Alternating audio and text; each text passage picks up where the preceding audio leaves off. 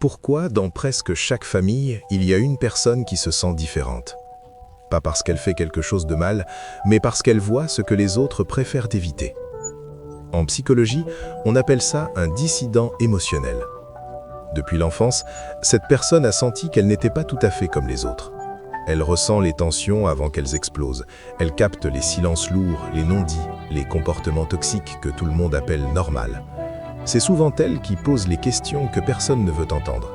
Pas pour créer des problèmes, mais parce qu'elle refuse de faire semblant que tout va bien juste pour garder la paix.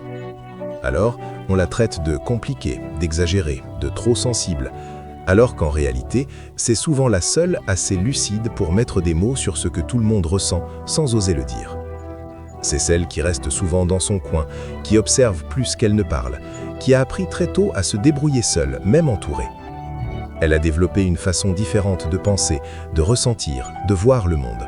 Et paradoxalement, on la désigne parfois comme le problème de la famille, alors que c'est souvent elle qui porte la capacité de briser les anciens schémas.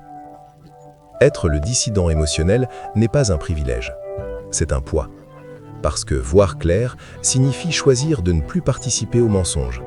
Et parfois, ça veut dire marcher seul. Mais celui qui brise les schémas ne détruit pas la famille.